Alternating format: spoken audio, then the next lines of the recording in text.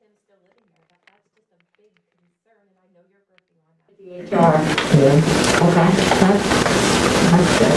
I mean, we're not trying to tell them what to do with their land, because I don't want somebody coming and telling me what to do with my property that I pay taxes on, but at the same time, we have a right to clean water, to drink, you know? So that's why I asked about having the seal around the well casings up there, because if they're going to have animals up there, they're going to continue to contaminate. So, you know, that is a main concern. Well, what I can say is the township doesn't have the authority to enforce anything like that. But DHR does. I would certainly get a hold of DHR and file a complaint or a concern. I went through that when I refinanced my house through the VA, and they had to do the water check on the thing, and they wound up using Clorox cloth around the nozzle of my faucet just to get the water clean enough to pass the thing for my refinance. So I buy 3 cases of bottled water a month for me to drink for the last time since she moved in. But we would appreciate it staying agriculture, you know, not Again, not residential. I mean, the rest of that is, you know, even though right. as far as zoning goes, okay, I can tell you this much about zoning. And this goes back to some of Nicholas and rezoning industrial over here, and that's what I can tell you this much about zoning. There is a procedure, a hearing that the township goes through, but at the end of the day, when the dust all settles, the township cannot refuse a property owner the zoning that they need to use their property. That doesn't work. We can't do that. We can, you know, you have to go through the process to get the zoning changed so that you're compliant. But at the end of the day, the township and municipalities cannot refuse to give the property owner the zoning that they need, is my understanding. And that's what's been explained to us in the past. Right. I mean, I know Strack tried to get residential up there, and he couldn't get it, so... I mean, there is criteria that you have to meet, there's no right. doubt about that, but at the end of the day, and I go back to Mr. Grand over in Woodley Township with his pig farm. Yeah. Do you remember that a couple years ago about and that went through court and everything else, and at the end of the day, Mr. Grand got his pig farm. Didn't meet setbacks. Yeah, it was a disaster. I mean, it was a very, very, very complicated and expensive process. And when you already know what the outcome is going to be, there's no point in making it expensive when you know what's going to happen at the end of the day. So I'll let it rest at that. Do you have anything that you want to? No, not really. I mean, we sympathize with you. I mean, I feel the same way you guys do, but, you know, there's not a whole lot we can do, but we, you know, like Bob said, we can have Well, I a mean, this solicitor. is a start. I mean, we have to start somewhere. Yeah. I mean, we can't get DEP. They, you know, like I said, they're only worried about the reservoir, and I guess they checked that, and it's okay, so now they're done. And I've also talked to that Wade. Joe Dunn. Yeah, Wade Joe Dunn and Scott from Durham Gravel and stuff, and I mean, and they agree with us too, but they said there's not a whole lot they can do with. I was told more or less it's, and I don't understand it. I mean, I feel like it's more or less whoever has the deepest well gets the water. Well, to me, that don't make sense either, but that's what I was told. Yeah. And, you know, I've been trying to talk to people and trying to try to help you out and stuff, but it just, I don't know. So we'll keep working at it. It is frustrating when you need a result and you can't get anybody to listen to you. That is very frustrating. Call you back. To live in your property for that many years and not need anything and then Right. bingo, you know. File a written complaint, for But sure. again, you know, And there's also online. we will DA coming in. we will attempt to invite DEP to come to a meeting, and I think we should inform them of what it's about. They shouldn't be blindsided when they come. They should come prepared to give you answers. I kind of put it in the email. Yeah. And, you know, whether you want to have it at the planning commission or whether you want to have it at the supervisor's meeting, that's, I guess the ball's in their court when they're willing to do it, if they're even willing to do it. I mean, we have no clout to make them do anything they don't want to do. But we can at least attempt to try to do something for you, and to at least let your voices be heard to the people. If it falls on deaf ears, I can't help that. Well, thank you. Thank you. Thank you. Appreciate it. If I may interject, this is kind of a good segue for me. My name is Michelle Whitney, and I run the Clinton County Watchdog Group. And we're a relatively new organization. We're only a bit over a year old, but we're already 2,000 members strong in Clinton County online and another 300 people who work behind the scenes.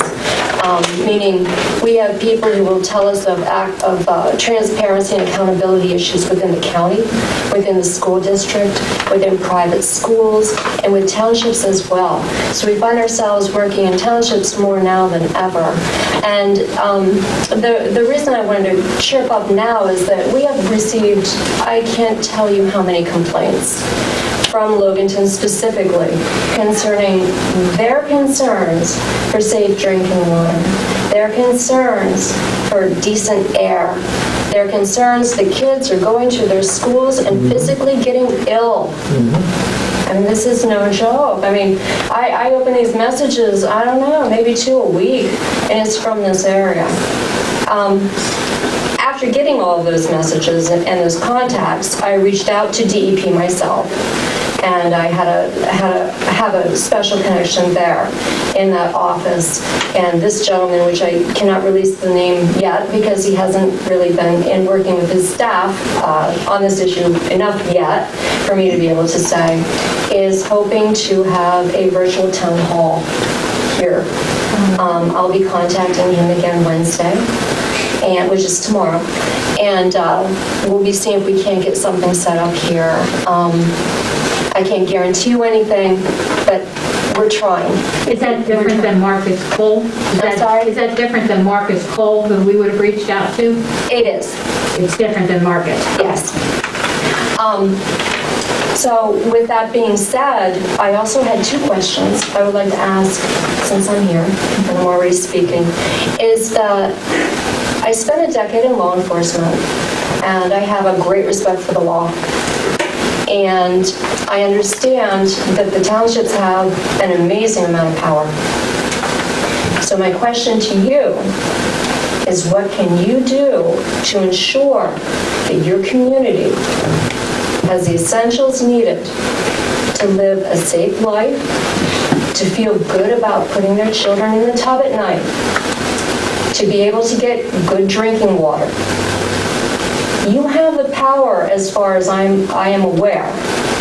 Even with zoning codes, are they not held to some regulatory agency of some kind? Is there nothing that will reel people in who go against zoning? Are there no conditions set forth with zoning? I think right now, none of our zoning covers any of this. I can say that pretty much. We don't cover any of this. We had Paul Welsh look at things for them, and he said we have nothing right now in our zoning. Okay, because, So we are wanting to revamp. right, to put something in there with your zoning that says no noxious odors, no infiltration of waterways with unsanitary conditions, is something that offers and guarantees the community a safe way of life. And my second question to you Excuse me, before you go on. yes, We do have conditional use permits which do list specifically toxic air, light pollution, clean water. That's if they have a conditional use hearing, you know. It's not always. But it's not that it's not covered. There are certain circumstances in which it is specified, and there are, what did you say, 10? I have the list, Ann. Yeah. I have the list of conditional uses that are supposed to be, as far as I'm understanding, in the ordinance that is currently in place as of 2007. There is a list of ordinance here that I thought, and maybe I'm wrong, Greene Township is actually supposed to, abide by these ordinances. I mean, I don't know, maybe I'm wrong, but that's what it says. The first thing on here says, no use shall emit obnoxious, toxic, or corrosive fumes or gases. That is in the as of 2007. This is the list that she's actually talking about. So if this is in the ordinance currently, why are these things not being implemented? Because that was investigated, if you're specifically talking about Nicholas Meeks. That's all I ever talk about, because it seems to be let's not be mysterious. Yeah. You're specifically talking I about am Nicholas Meeks. specifically and always talking about Nicholas Meeks, Nicholas Farms, Brett Bowes, who transports liquid and solid waste from Nicholas Meeks. I'm talking about from the time it opens to the time it closes. It either, I feel, I can't get away from it, guys. I cannot get away from it. If it's not traveling into Loganton to go to work, sitting in my own house, it is truck after truck after truck. Every 15 minutes, there is a 7,000-gallon tanker going past my house. And if they're heading to Annisport, they're going past my house. Otherwise, they're land applying in front of me, so write this down, on all sides of me. Nutrient management plans, 2017, 18, 19, and 20 said no summer applications, none. 2 spring, 1 fall, 1 winter. All summer long, those tankers ran every 15 minutes, 8 hours a day, 5 days a week. The nutrient management plan states 1 9,000-gallon tanker per acre. Those trucks were there all the time. And every one of us has seen it over land applying. I had it run off of the field, which is F2, from F1 to F2, come down across onto the streets. Because they keep applying over and over and over and over and over. So, his nutrient management plan also stated 350 cows. And once I pushed back, and I did get a hold of DEP several times, and they did respond to me, they checked into it. I called the Conservation District. They got a hold of commissioners. They had a meeting with DEP. And his nutrient management plan changed July 24, 2020. It went from 350 head of cow to 620 head of cow. And now, not only is he allowed to apply 4 times a year, they're saying 8 times a year. His new nutrient management plan says now he is allowed to land apply 122,000 gallons of blood an acre a year. And with the land that he owns in Sugar Valley, that's 13 million gallons of blood. And you tell me that that is not a huge problem for fishing creek and people who own wells. So if I could just interject, Caroline Glenn, I'm an attorney for Nicholas Meat and for Nicholas Farms. There's no agenda items tonight. We, have some, obviously have heard community concerns, and we're here to listen to, what community comment may occur. But just as you did, with the other circumstance up the hill there regarding the roads, putting complaints in writing to the township supervisors for an agenda item can actually be line items so that Mr. Nicholas, both Mr. Nicholas, Jean and Doug could be present, if there's actually items to discuss. It's a little bit difficult, obviously, to off the cuff be here and respond, and certainly Mr. Nicholas is not here to defend himself, and I think it's a little bit unfair to allow, community members to kind of make allegations, put facts and details out there without the ability to respond. So I just ask on behalf of my client, object to further discussion about this unless it's added to the agenda so that there's an opportunity to appropriately respond. I just think that's fair. I'd like to wholeheartedly disagree with that. This is America, and these people have the right to speak their minds. And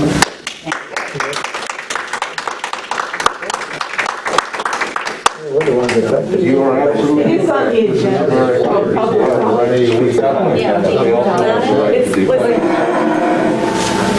So,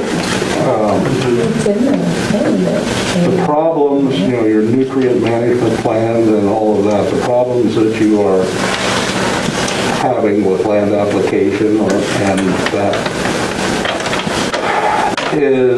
belongs to a different authority than the township. Now, I can appreciate you coming to the township, and I can appreciate you voicing your concerns to the township and doing the math and bringing it out in a public forum. However, I have to agree with Attorney McQuinn that exactly what we said about the people on top of the mountain with their contaminated wells and having DEP come. Perhaps we can either arrange on an agenda to address both issues in one meeting, or if it carries along, perhaps 2 meetings. I'm comfortable having a meeting with anyone. I've literally spoke to DEP over 20 times from June till present day. They know me by my voice at this point, okay? And they've actually been to my house, and they were cited a notice of violation because they were not within the 300-foot setback of my occupied dwelling. Because when you land apply, you have to be 300 feet from all occupied dwellings as well as 100 feet from all sinkholes. As everyone knows, where I live, there are sinkholes, legit. There's 3 of them close proximity of where I live, okay? DEP just either refuses to follow through, and I'm not exactly sure why. And I think the question is they don't know how to regulate, Jean, because they consider this blood a food processing residual waste. If this was manure, the conservation district then could actually regulate him. So what I'm actually doing now currently is I do have petitions out. One is for clean air, one is for water, and we're doing rather well with them. And now what I'm trying to do is eventually hand these petitions over to our county commissioners or any elected official who would actually like to implement some kind of regulation, because DEP doesn't want to really regulate them because they actually don't feel like they know how to. I just would note, too, that this has been, unfortunately, I guess, or fortunately, depending on what side you're on, addressed by the courts on numerous occasions. And land application of all different types of food processing residual is permitted across the state of Commonwealth. And it's approved by the legislature, and it's protected by the Right to Farm Act. And the Acre Act also then prevents municipalities and townships and the commissioners from passing legislation that is contrary to those activities that are protected. They're normal agricultural operations. The DEP's FPR residual manual, how to perform those functions, which Mr. Nicholas does lawfully, and which is protected again by the law, The DEP's manual says that things like blood, things like other, these nutrient-rich items that can be put out on fields that are beneficial to the farmland is I think she's talking about volume. well, here's the situation, and I let everybody talk, I don't interrupt anybody. I just want to put out there that, I understand that there's a community effort here to try to change things, but I will say, as Mr. Bresler said at the outset regarding the other individuals' concerns at the top of the mountain, Pennsylvania is an agricultural state. These are protected activities, and Mr. Nicholas is performing those activities, and Nicholas Farms and Bose and others, and numerous other farmers in the valley. It's not just these individuals, and in the whole Commonwealth, are performing these types of activities that are protected. So I understand there are concerns, but I just would caution, this sort of movement without being sure what is permitted by municipalities and by other entities. I've been used by the definition of a slaughterhouse as farming. Food processing residual that comes from meat processing is absolutely part of normal agricultural and farming operations. I've read the decisions, I understand that, but to call a slaughterhouse farming is, it gives you pause. If the stuff was spilled on the road, it'd be toxic waste, and they'd have people all over it. It is. And we're good. Just out of curiosity, can anybody answer where, hopefully the attorneys can, if they're familiar with it, where does Nicholas Meats get the cattle from? Is it sole source or is it various sources? Various sources. All over. Is there a list that's publicly available? No, Okay. Why not? because that's proprietary. That's business information, just like anybody here wouldn't be required to share all of their business information in a public setting. Okay. Canada, Texas. There's a reason why I'm asking. I won't get into it in this meeting, but But it still has bacteria in it. It still has fecal matter. I want to move on to report number. Is there any other public comment here? Because this is, we need to get through the public comment and get on with the rest of our meetings. No, we have invited DEP, and, is there value in bringing any other voices to the table, like Chesapeake Conservancy, Trout Unlimited? Or should we just start with DEP and get some input? Maybe we could coincide with what she's doing as well, because I say bring them all. Bring them all. Everybody needs to work together in situations like this. And the more people get together, the more this movement, which is not a bad thing, will grow, and you will find that your legislators will answer to you. You will lobby those legislators to change those laws, and that's what needs to occur. What they're doing is wrong. Whether they admit it legally or not, you shouldn't have to live like that.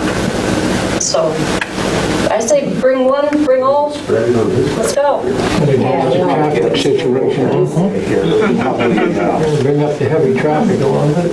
And on the other side, I think Loganton Borough and Logan Township supervisors should be invited as well. I mean, Loganton Borough is just a little... Our room is only so big. Fine. Bigger room. county courthouse. No, it's fire. Oh, yeah. I think it's bigger than a courthouse. Let's be a little bit realistic about this too. I mean, how many, you're talking 4, 5, 6 agencies? How many agencies? Well, it wouldn't be agencies. Chesapeake would be a foundation, a conservancy. Well, how many 1, 2, 3, organizations? 4. 4 organizations? I know So possibly 4 to 8 representatives from Probably 1 or 2. 1 or 2 from each one. Alicia.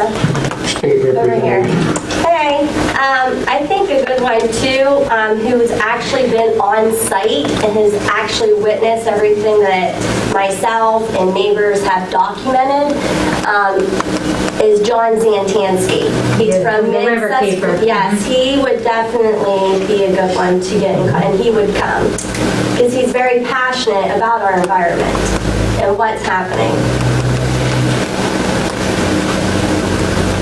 And yes, there are right to farm laws, and they are extremely tight, extremely tight. And it's not about necessarily dumping residual waste or even manure as a conditioner to soil the ground to grow crops. It's the amount. The ground just literally cannot take it. It's not absorbing it, and it's running off. It's going in sinkholes, and that's the issue. It's not the fact that we have farmers or people actually do apply fertilizer. It's the amount that's being dumped that's really causing my personal family financially, emotionally, mentally, and I'm not going to deal with it anymore. We have to have respect. I mean, Jean is my neighbor.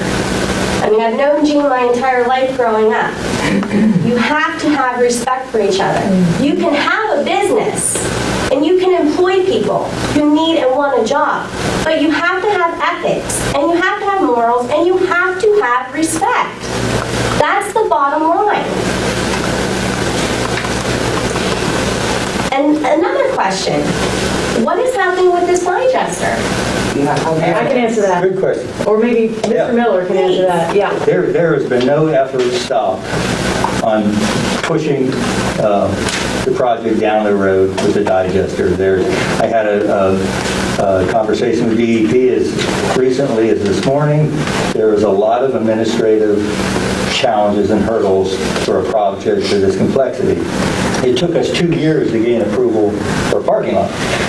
The level of complexity in this project is way more complex than what a parking lot is. So all of that's being worked towards. I have currently 8 different consulting firms working on that, so that will so that we can keep that project moving forward. Once that we have approval to start that project, we'll begin from that point. It's going to be 1.5 to 2 years to complete it, and that will depend upon when that approval comes. If it comes in December, we're not going to have conditions ideal for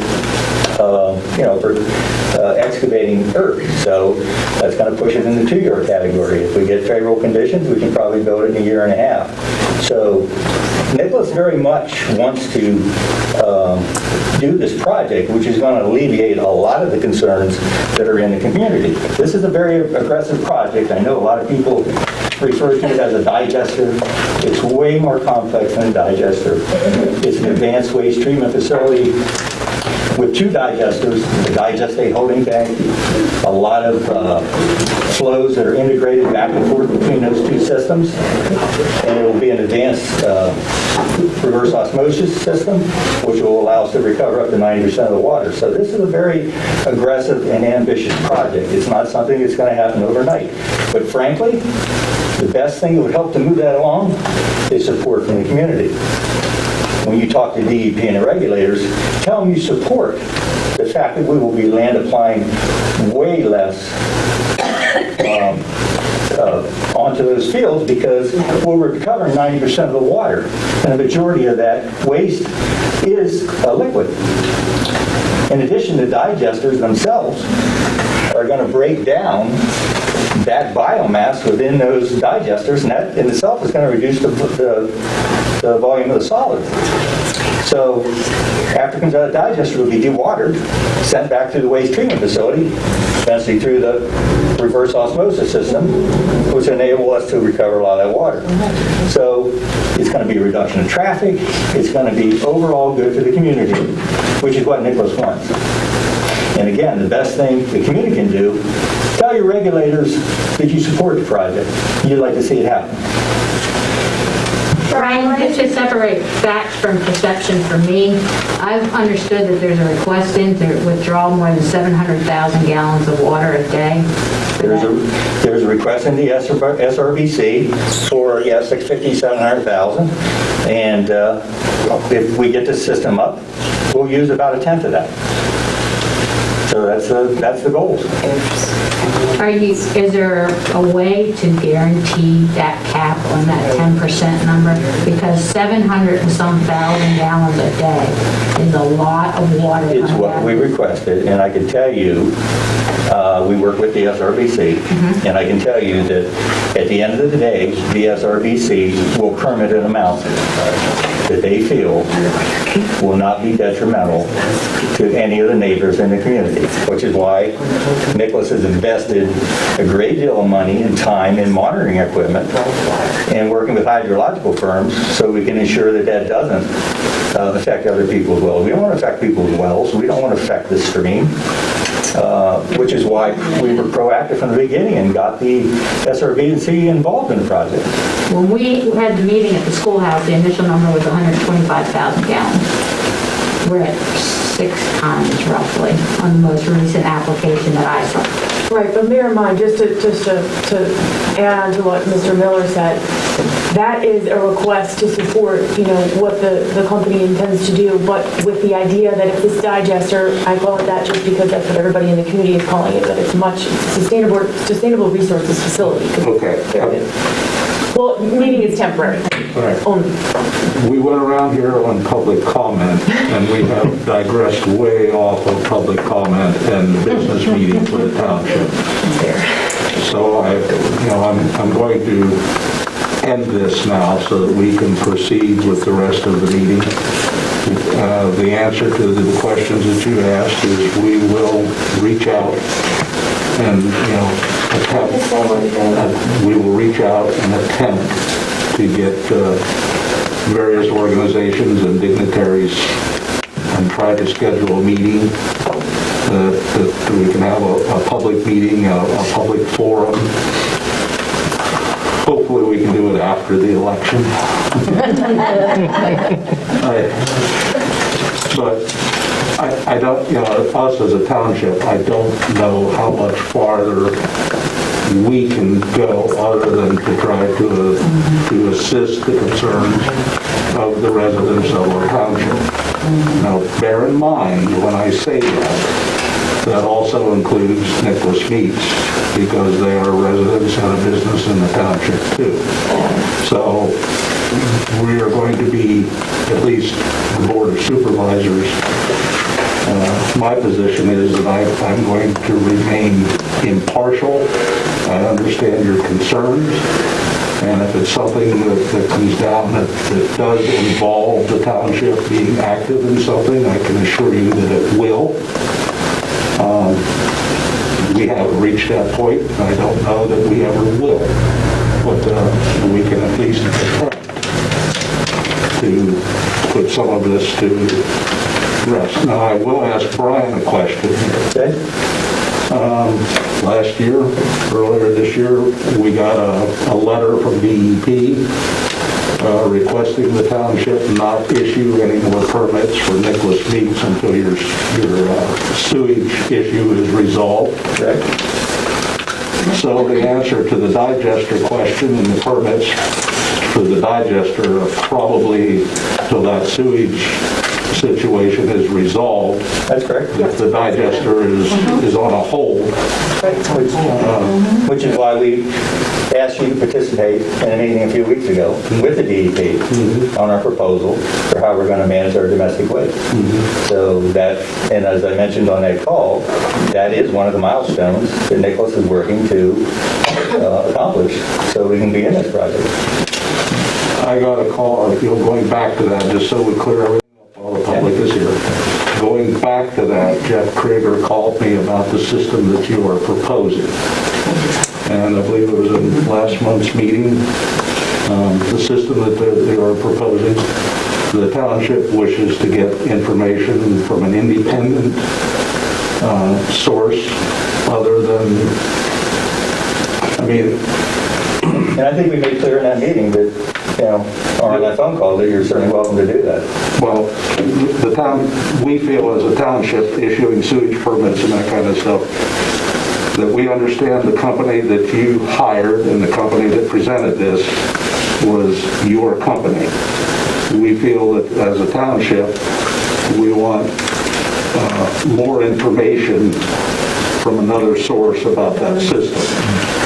So that's the rest that's in here, is we reached out to DEP about that. And that's on farther down here in the agenda. We got a letter back from them. I saw that Tom Randis actually sent me a copy of it. I would ask that, since we had the courtesy to involve you in the call, and we wanted you to be a part of it, that any official correspondence going back to the DEP, we would ask that you have the courtesy to copy us on it as well. I think it's good to have a good open line of communication. That's fair. But, as far as the public comment here, I just have a question. Like, I'm just a little confused, I guess, and pardon my ignorance, but 2014, this digester was mentioned and implemented with the understanding that DEP gave them $500,000 to have this digester done by October of 2016. That never happened, and they pulled the money. But I don't understand why all of a sudden now, 6 years later, we're still talking about a digester, and now it's an issue with the septic system to now have this digester. That was never even discussed back in 2014 when this digester was proposed to us. Now it's like, it just feels like there's always one more thing they need, one more thing they need, one more thing they need. Welcome to welcome to the world of regulators. That's all I can say. But and I would like to clear something up. Nicholas was awarded a grant, and they turned it down. Okay, they decided to fund this project with their own money. They turned it down because of all the requirements and the prevailing wages that we would have to apply to it. So I am familiar with it. Yep, you're familiar with that, and that was and there was a change along the way. Nicholas made a change because we saw an opportunity to be able to recuperate 90% of the water that we use. Now, if we were to put that sanitary domestic waste in a digester, that then excludes that from being able to reuse any of that water. So we saw a greater environmental opportunity, which is the reason that plan was modified in 2017, I guess it was. So that's where we're at. Now we're looking to working through that issue with the domestic sewage and correct me if I'm wrong about this. The original plans from your engineer, Bassett Engineering, was to include domestic waste with the industrial waste in the digester. Correct. And that's the plans that were submitted to DEP. It's my understanding that that can't be done, that you can't interface. It can be done. It just precludes us from using any of that water reused back in the plant, so we can't do that. Okay. But that was the model that was presented to DEP then by their engineer at the time. And that now has transferred to that the domestic waste is not going to be used in the digester. So that brings us back to the sewage disposal problem at the plant. So to try to answer your question, and am I right here? I mean, So far, yeah. I mean, I don't want to misspeak, but I do know that there are digesters for domestic waste, such as Milton has a digester for their sewage system. I know that up near LaPorte, at a rest area up there on Route 220, there is a digester there for domestic waste. But you can't intermingle animal and domestic, so that's, and actually be able to use the product that you want to. I do know that. I am assuming that all biosolids from humans are being taken out and treated in Rock Haven at the sewage treatment plant. They are not being put into the holding tanks that are being spread on the ground that surround my house. And we have... Mela gets haul receipts from me monthly. They're taken to either Lock Haven or Lewisburg Township.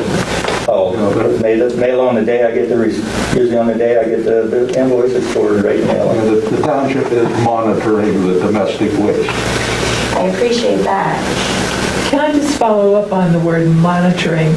What I think falls squarely on the township supervisor's shoulders is compliance with the conditional uses that the permit was granted on the basis of Nicholas agreeing to abide by those conditional uses. And if you have Let me clear that up for you. The conditional uses were on the land development plan to develop the property. That's what the conditional uses were placed on. well, for example, we certainly have light pollution from all over the valley. You can see that, and that's one of the ones. Well, there was a lighting plan submitted to the township, and it was approved as part of the land development plan. So, Consistent with the ordinance. consistent with the ordinance, yes. It's very unfortunate because it changes everything about the valley. But, I mean, there are a number of things on there that the planning commission said, okay, they can abide by these. The supervisor said, okay, but they're not. You know, the light pollution is just one thing. Noxious odors is another. Clean water is another. It says here, no use shall emit smoke from the primary activities of plant operations. No use shall emit odors that are perceivable at lot lines. No use shall permit vibrations at lot lines. Again, we're going to move on from the public comment. We can sit here and debate this till the sun comes up. I understand your frustration, and I appreciate you coming to the meeting to express them. I think we've addressed the fact of what the township is willing to do to put things together that everybody can direct their questions to the agencies that have, or the organizations that have more expertise in this field and what you're asking for. But these are your rules, and you are legally obligated. And they have met the conditional uses. No, they haven't. There's no way. They have not. All you have to do is open that door. Like I said, the public comment session, we're going to move on here. We have, I've given the public the ability to comment when we held up our business meeting, and we're going to continue with the business meeting. Okay? Yes, it's just important to get some things on the record. Okay? Here's something else in a different matter, still public. Can I just give this to you since we're not allowed to have public comment? If we discussed it 2 months ago about irrigation. Can I just give it to Mayla? We did discuss it? Yes.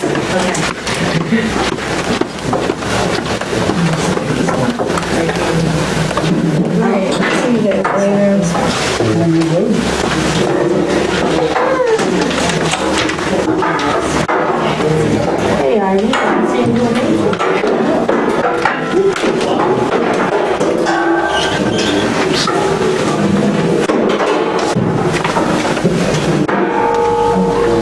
Treasurer's report.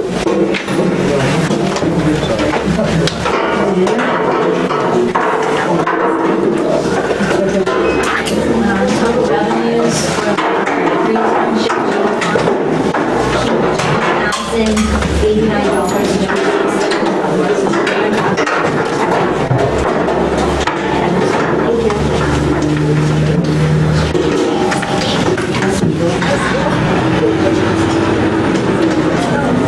Reflected the LST collection and export. Expenses in the general fund for September of 2020. The construction was paid, but we still haven't gotten our award money yet from, which we'll talk about the culvert. But, so we went ahead and paid, everything's been paid for the culvert. And we'll be reimbursed for that. And new pen was paid, and the rest is written.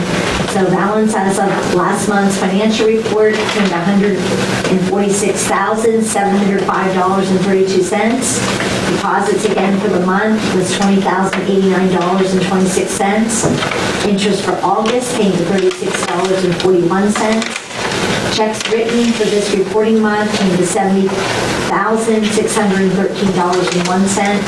Balance in the checkbook as of October 6th came to $96,217.98. Revenues and expenditures for the state fund, no checks were written, so the balance was $18,143.40. No checks written, no deposits. Interest, that should be for August, was $9.73.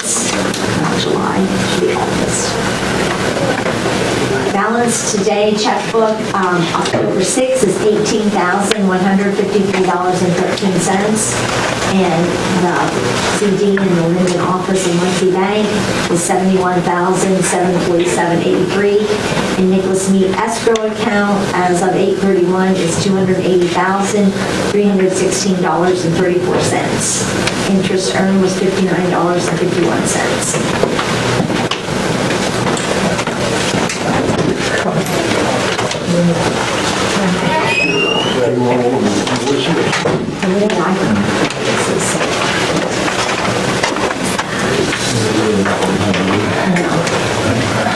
I would like to see montage, but anyway, that was really good.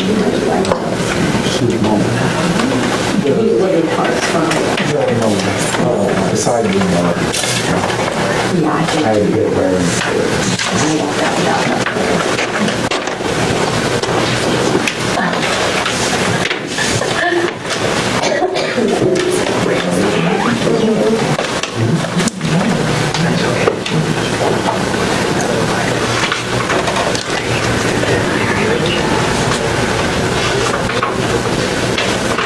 I think it's in the package before, so.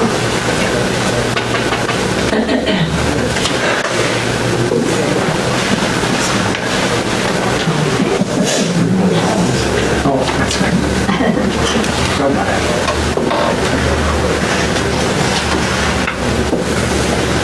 Can I get a motion to accept the treasurer's report as amended with the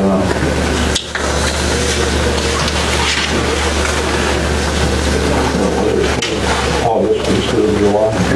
Yeah, I'll make a motion to accept the treasury report, the amended treasury report. I'll second. All in favor? Aye.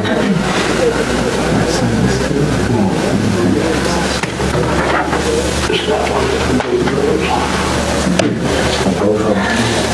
So she's put on that.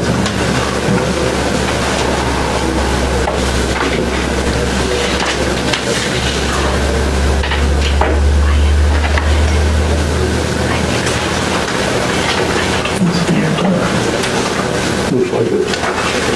It's probably just the same. Yeah, Just consider it should be 2 pages.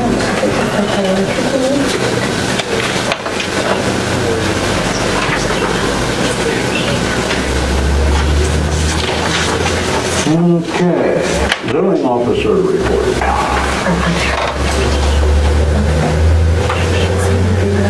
think it's in the office. I think you want everyone to like this. Emergency management coordinator. I'm gonna give you some good news. Always good news. Some is better than others. On the 25th, the fire company and EMA and hazmat were dispatched to a call on the on-ramp up here, westbound. And it was reported as a hazmat spill on the side of the road. And then a few minutes later, it got turned into a camper. Must have dumped a couple 100 gallons of stuff along the road into the ditch, and it was running into the culvert. We got there and found out it was manure. To this day, we don't know where it came from, how it got there, but it seems pretty weird that you could stand on the road and it was so far down in the ditch, you had to walk into the ditch to see it, so somebody knows how it got there. My good point on it was, I was able to call Scott and the new guy on the phone as they were responding, and the new guy pulled the plug and said, Eagle's coming up here and cleaning this up before it gets to the drain. And PennDOT showed up and said, we're not doing anything with it. Well, the new guy made sure Eagle came up and cleaned the ditch out completely. And I don't know who's gonna pay the bill, if they're gonna force it to PennDOT or whatever, but the deal was handled. So it gave me some intuition that I've got the borough and the letter that Mela got to me that we are pushing the DEP into some higher ups about getting some of these fuel spills cleaned up. Because we do have a big one right on top of the Loganton well up there. And Loganton Borough is finally getting active, got me the letters, like I said, along with Mela.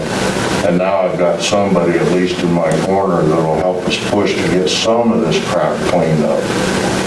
So I was happy with that. Because if it would have been let go as it was before, it would have laid in the ditch until it washed down into the creek. So we're getting some action somewhere. Good. And we're moving forward. That's it.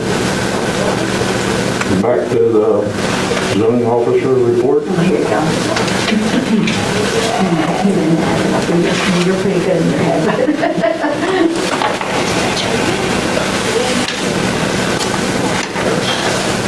They're all the same. There's multiple copies of this. Yes.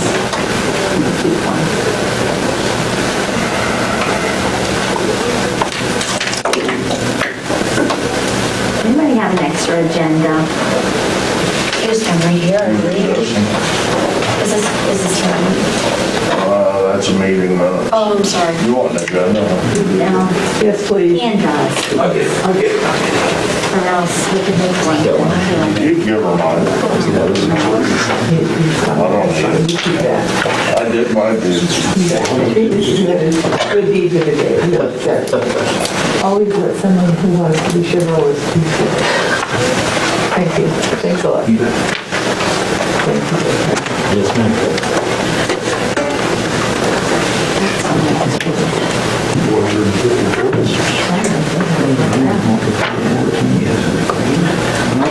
Those two together right there is 200. There's another 104. So that's 304. 27 is 341.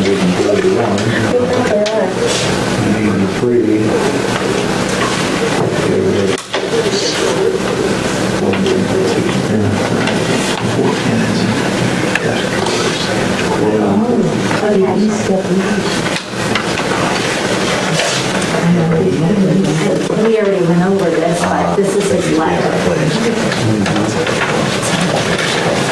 I did reach out to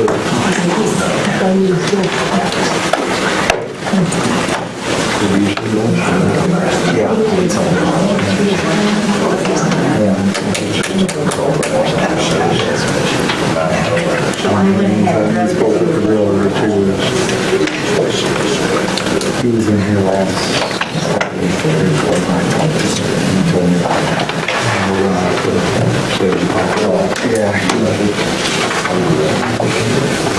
So I just told, he was told he was supposed to send a letter and stuff to him, talk to them, and then now it goes to the solicitor.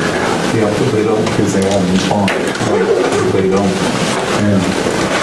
Don't give him the time of day and we do the next day.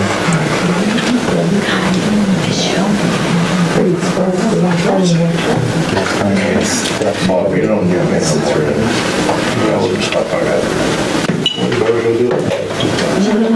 Nope, I'm good. See you. Yeah, it's a camera.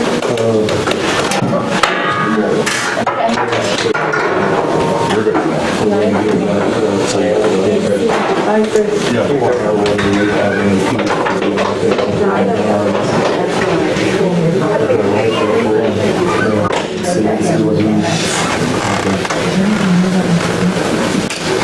Unfinished business. Snook Road Bridge report. Okay, talked with Randy today. Answering your question, Rod, you were worried about the difference in both bridges, either the concrete or this other one that he's talking about. Yes. Randy said there wouldn't be, he didn't think there'd be actually hardly any difference. And he said both of them have longevity. Either repair has longevity. Both are good choices. So he said we'll keep within the budget, and he will be meeting with another PennDOT person and himself and Todd. So we were like, I mean, you could go out. He said he'd let me know when the meeting was. Okay, yeah, let me know so I And can go out. he wants to go out then. Or, you know, you can go out with them. Okay. But he'll take care of that. All right. And then we'll go from there. So. I don't know, did Bob know about that Yeah, I our sent new him all engineer the emails was about compiled. Yeah. thinking that have to have more done? And so I was just concerned how much more they're gonna cost us. The thing of it is if if you do it once, it costs you once. If you do something and then have to come back and revisit it, it costs more, so. But I didn't know that, he claims that both are actually good choices. So I think they I called guess, one superstructure or something.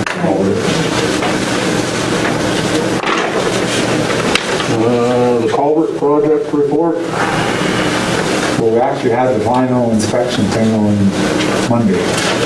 I went up and Scott Kozar was there, and what was it, Larry Butler, and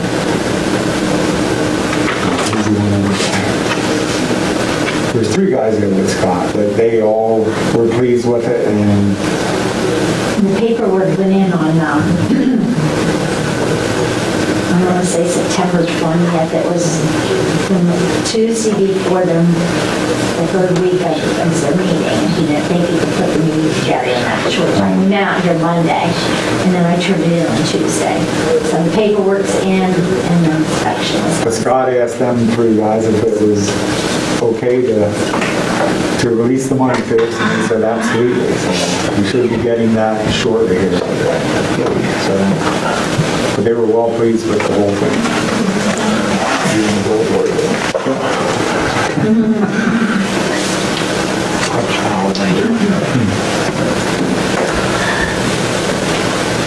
The zoning ordinance amendment, we're going to meet on Thursday, October 8th. I'm thinking we could maybe put a workshop together on Thursday. This Thursday. Yeah, it's just gonna be a And then the workshop. day after tomorrow. Remember, we talked about inviting different people and stuff too, so. Is that- We'll see. I've got the 6 to 8 meetings. Okay. Well, then maybe Next week. Then I guess that's. next week? Okay. Then we'll just keep in touch with it. Speaking of the amendments, and that was the company that you contacted, and it's the time to bring that up about, I actually have that in new business. okay, and which, Let's see. American legal, okay, then we'll move on down. Renewable resource project, I think we kicked that one out. you all want to go around on that one again? Yeah, we're good.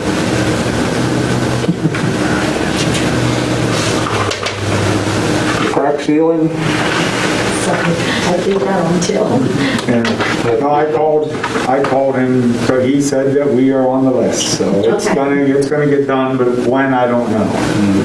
well, I hope they get it sealed before winter. Yeah. Yeah, really. The first thing he said, as soon as he saw that it was from me, before I even said a word, he says, we didn't forget you. He said, you're on our list. So I said, okay. Sergeant Salinas was supposed to be here this month, however, he decided to do something different, so that's tabled. Township did we get pricing? Did we ever get pricing? We're going to talk about that. We're gonna get on down, Oh, no, he's going to work that up next month. oh, you mean for the, I'm sorry. Sergeant Selena. for the, Yeah, we started Selena. no. He said that he just got our maps and he's working it out for next month. Township now has a credit or debit card for township use.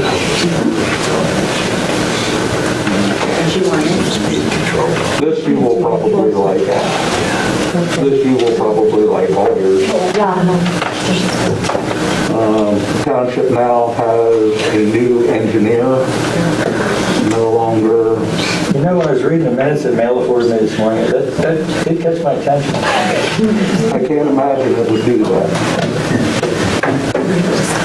We'll try another one. Now you guys try another, we'll try another one, Okay. right? That's fair. Fair enough. Did they meet each other yet? Not yet. No. We might have wanted a play date before we committed. Everybody gets along with that. Well, we're optimistic that things will get better instead of worse. How's that? That's why. Stay tuned. Okay. The certified letter concerning Nicholas Meek's treatment proposal was written and sent and received by DEP, and we received an email back. Daniel commented through the email. Pepper? Daniel, Thomas Randus, I'm Tom sorry. Randus, I said Daniel. I'm sorry, Thomas. Thank you, Mrs. Moore.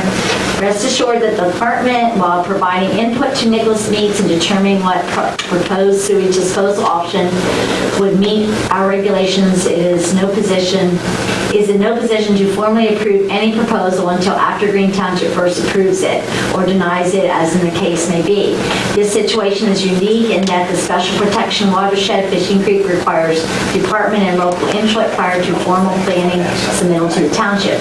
It is our intention to continue to keep Greene Township apprised of any proposed developments and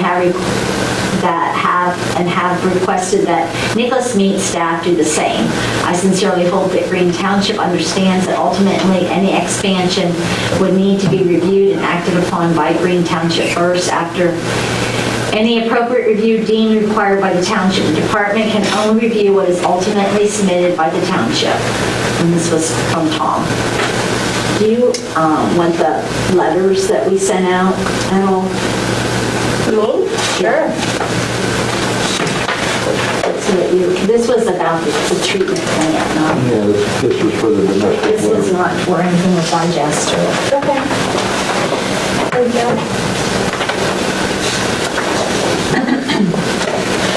I did make copies if anyone wants more. I made a lot. Sure.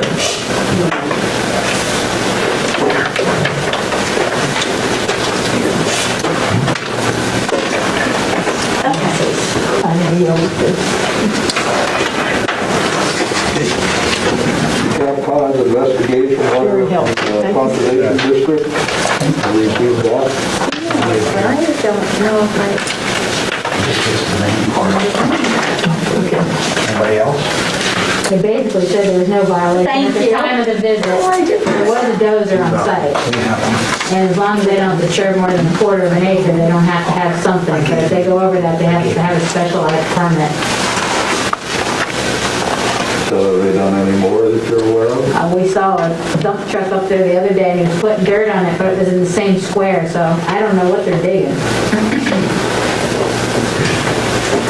Maybe don't want them. I may not want to know, so we'll just see. We'll just see what happens.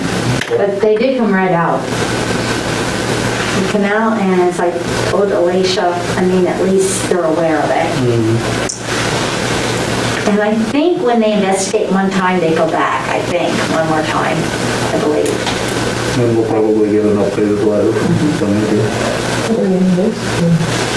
Cause they can behind the building.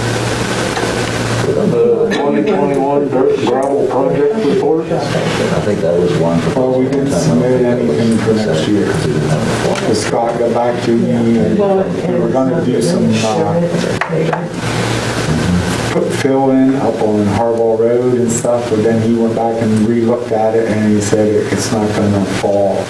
There's not there's not water close enough. And he said it won't fall in. And then I had showed him a couple other culverts on North Hopple Hollow Road.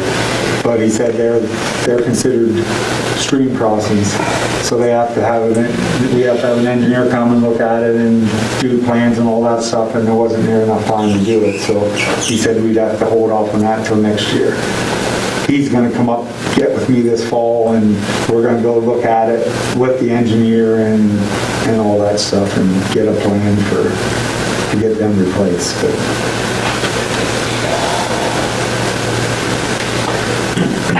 any other unfinished business?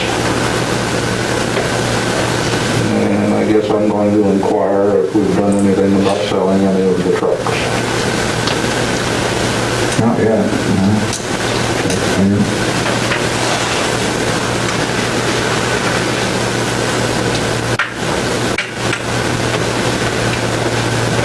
Any other unfinished business?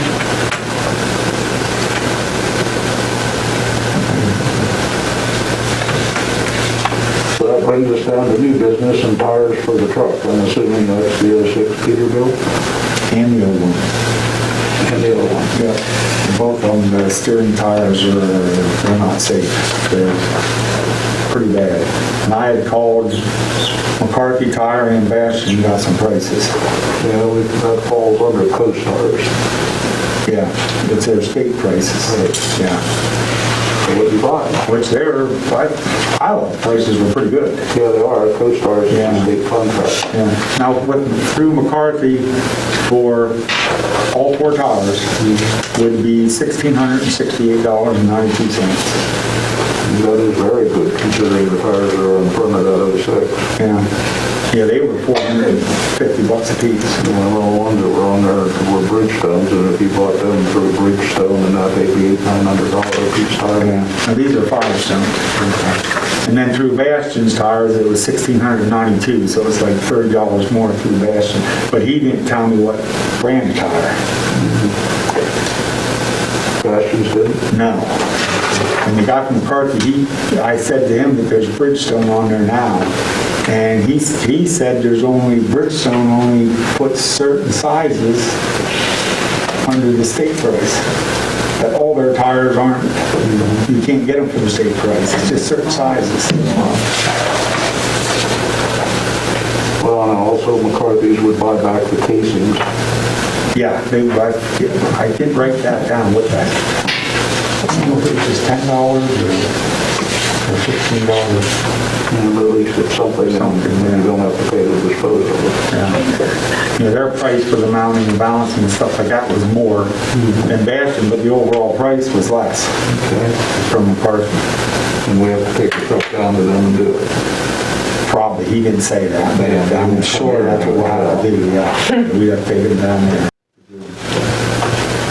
And because when he asked me about the Bridgestone, he says, well, how old are them tires? And I told him, I said, well, my brother said the 06, he knows are the original tires, and he thinks the 01 are original tires, and the guy from McCarthy, he wasn't too anxious to take them. Well, yeah, well, he couldn't believe that. He said, oh my, he said, they've got to be shot. So we need 4 tires. Yeah, 4 steering tires. Because even when we get rid of the 06, I think it's going to be easier to sell with a new tire than from the ones that are already there. Yeah, we'll get the money back out of it. So. All right. So McCarthy has the price that they have the cheaper price. So can I get a motion to replace the front tires on the 2001? Yeah, and the 2001 and the 2006. The 2001 and the 2006 Peterbilt from McCarthy Tire for $1,668.92. Yep, I'll make a motion to purchase the 4 tires for the steering tires for the 2001 Peterbilt and 2006 Peterbilt for $1,668.92. I'll second. All in favor? Aye. Total price for all four is that? Total price for all four. What he quoted, and that's mounting and balancing. That's mounting and balancing. Now, it's not, if they keep our tires, that it'd be an Yeah, there extra may be $40 or something. There may be if we had a refund for the casings if we keep them.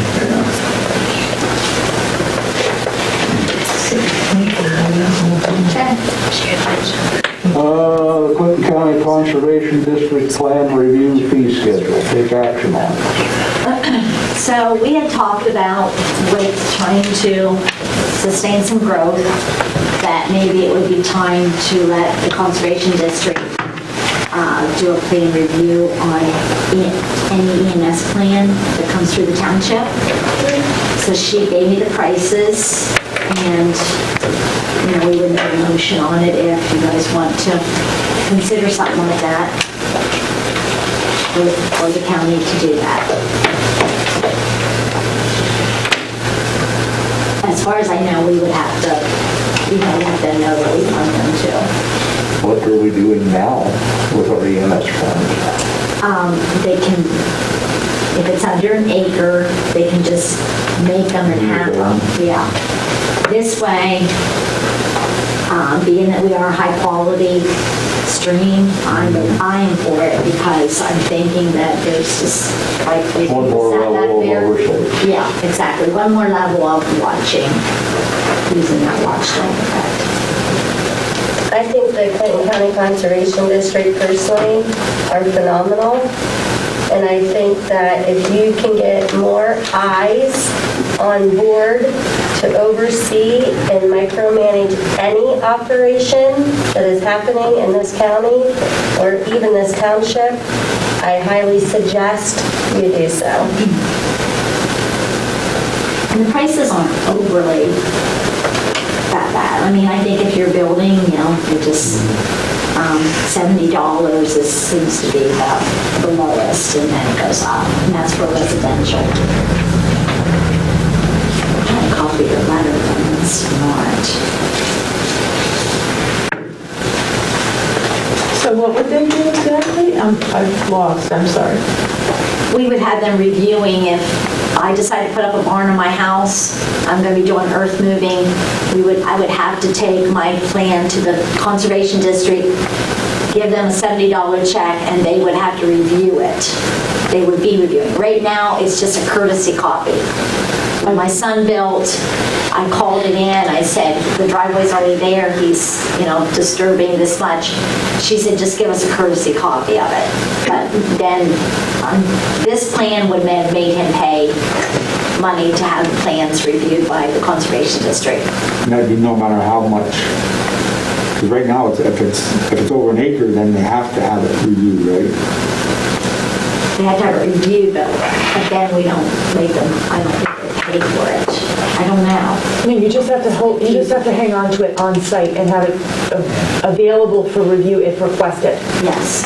Depending on the acreage. So you may want to talk to Paul Welch about this, just because if you're going to be altering your requirements related to review of ENS plans, you may need to check the ordinance and make sure that that's permitted.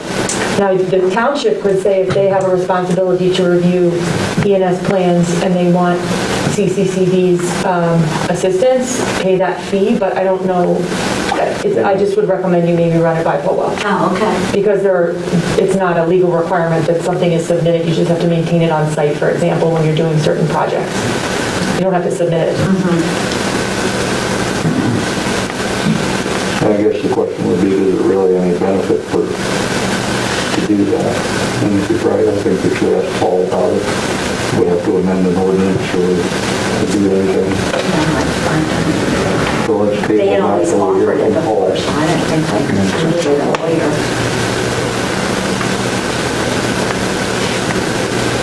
I was trying to look at their paperwork to see. Yeah, we double.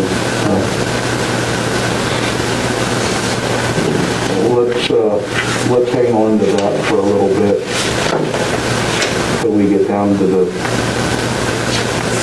next line item here. Okay. Because that's going to have an impact on that, I believe. the American Legal Information, which was the company that Mr. Salinas recommended about the ordinances and that sort of thing, and revisiting them. And he threw out a number of $2,000. Well, if I understand the letter that came back, and I guess you have the letter to read, so. Well, I didn't copy his letter, but yeah, it's, I think, if you put it in here or not, I just copied some of what they do.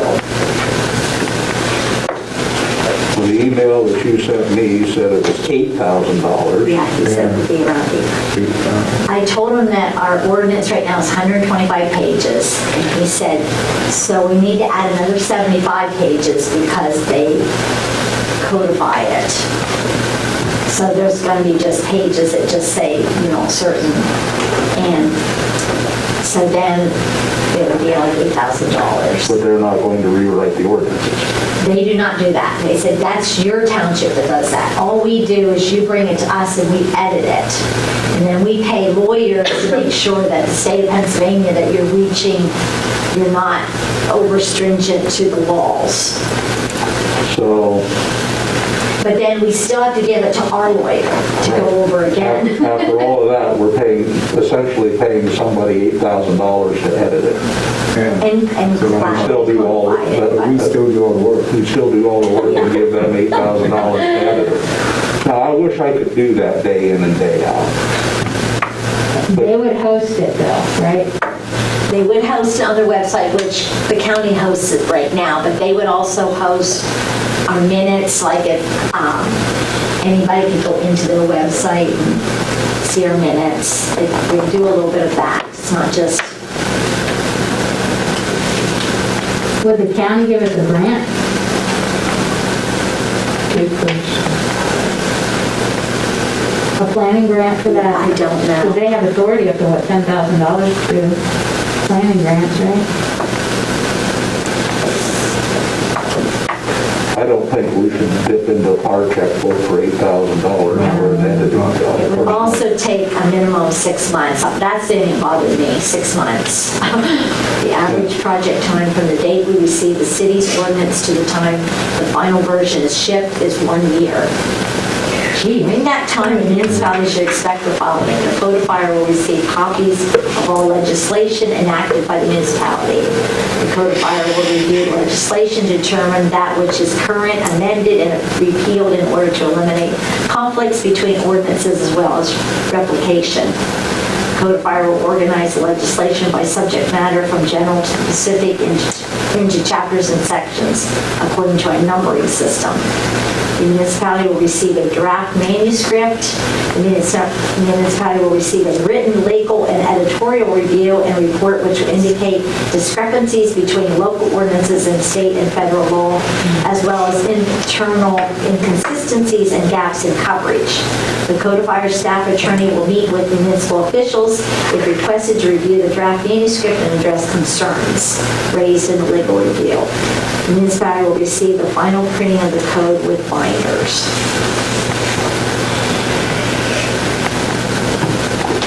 So it's totally different from what Mr. Salinas led us to believe last month, which I will say thank you for reaching out to them and getting clarity on that before we dove in. So I think we're right back to square one.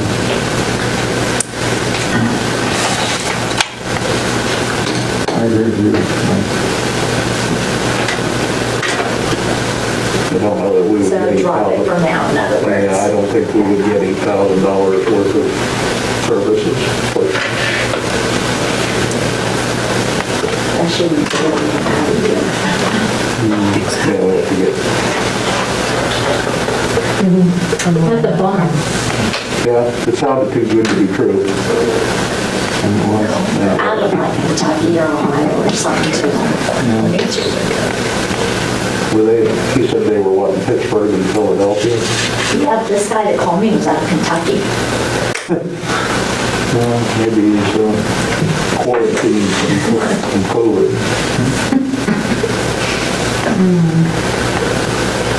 The 2021 budget, we have to be here November, Wednesday, the 4th, at 6 o'clock to do the budget next So, year. there's a lot we're gonna do on the bridge. Are we gonna be done voting by then? They say the lines are gonna be huge. Maybe we ought to It's the meet on 4th, the not the 5th. 5th. Oh, you mean 2 days later. I was like, it was moved to Wednesday for that reason. Yeah, I just didn't like that.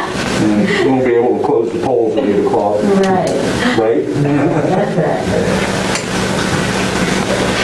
Any other new business? Page then.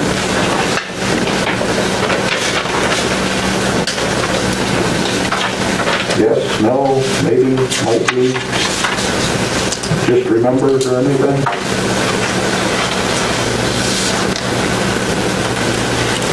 Oh, we have a page, correspondence yet. Oh, correspondence. Why'd you do that to me for? Yeah. Sorry. Okay, Purity distribution check. This is an email I got just October 2nd. You will be receiving your 2020 Purity distribution check for the tax year 2019 in the mail. The total amount of realty distributed this year is, it's a $ with 29, comma, 212, comma, 184.00. So somebody made a mistake. If they're gonna give us $22 million. I'll take care of a lot of, I was like, Yeah, okay. We usually get around $220. right, actually, we accept. Yeah. It was just cute, I'm like- Every day of the week. This total takes into consideration adjustments made to prior year's realty tax equivalent. I know the Army should have been adding more, but wow. Well, if it shows up, I would say don't be positive. We'll probably want it back. Anyway. There we have. What is PURTA? I'll think of it. Public Utility Realty Tax. It's based off of, what did they say? This information must be filed out. Resulting from continuing resolutions of utility real estate tax appeals throughout the Commonwealth. But it's based off of, you know, who all lives in a real estate, and every year I have to fill out a form and submit it by April 1st of every year.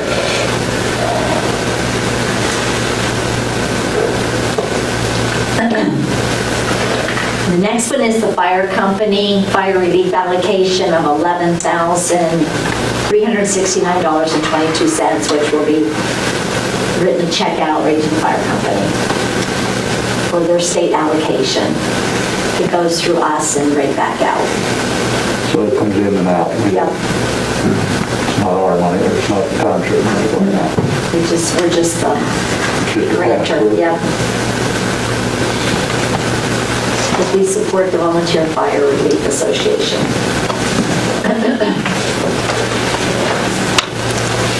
And here's the bridge reports. I didn't really look at them, but I figured you could keep them in there.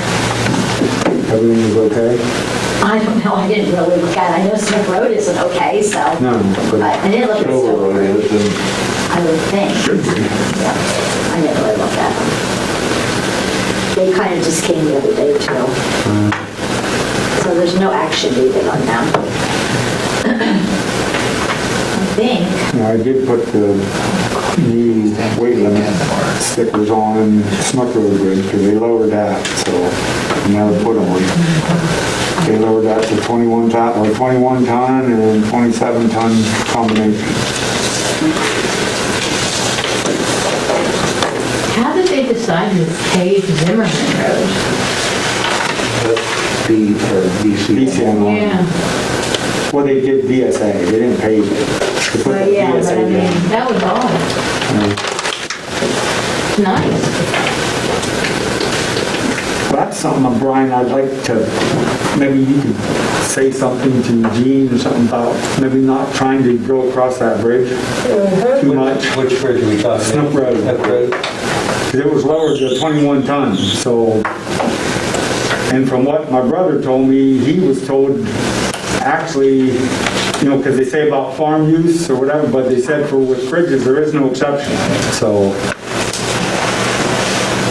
Because it's been inspected, it's gonna be possibly completely replaced next year. That's what we were discussing about with that bridge, that the inspectors inspected it and they lowered the weight limit on it and stuff, so.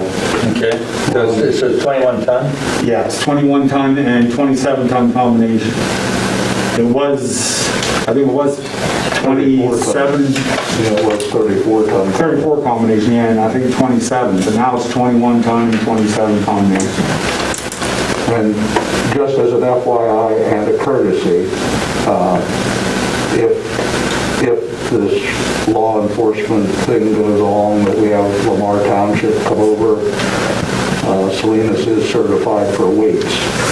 And that's part of the things that we're concerned about is the log trucks and. Yeah, that's why I wanted to bring it up to you so you're aware.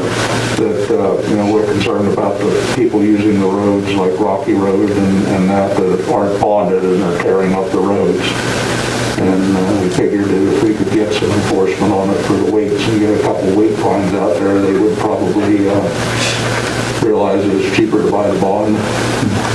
So I talked to the sawmill, Bill Weiler, and I, explained to him too about, that we might be having someone sitting there to enforce things, so he told me he could let all his drivers know. And I haven't been seeing them go across there, because them log trucks used it a lot. So.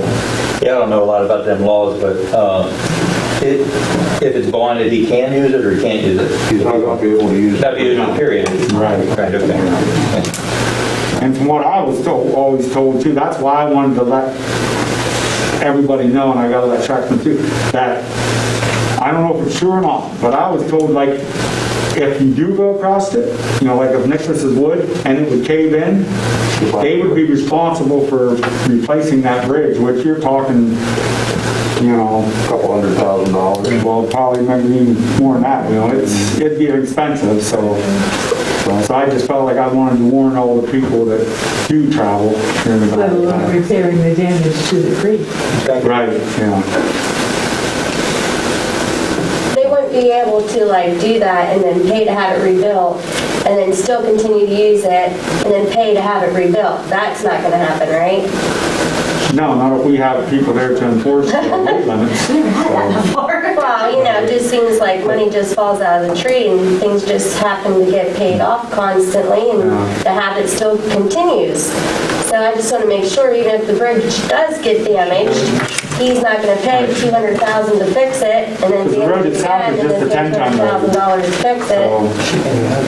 If they use the road, they should be bonded to use the road because it's a 10-ton road. It's a 10-ton road. However, if you reside on that or have heavy stuff, you Right, if you deliver them on that road, you can't enforce they it. can, they can do that, so. That's good. But with the bridge, I just wanted to make them aware of the bridge, that we did have to lower we got a letter from the inspectors that I had to change the weight limits on it, we had to lower that, so. Now, if you want to go through it and help us pay for a bridge, we certainly wouldn't. Could be possible. Anything's possible. Yep. Is there anything else that we have to discuss this evening? So the new bridge is going in next year. That's what the plan is. The plan was for it to go in this year, but with this code and everything, it Yeah. So has the ton dropped currently to 21 and 27 combination? yeah, I just put the stickers on last week. So it's currently at that weight limit, Yeah. currently? Yeah. Okay. Anything else? Going once? Going twice? Can I get a motion to adjourn? I'll make the motion to adjourn. Second. All in favor? Aye.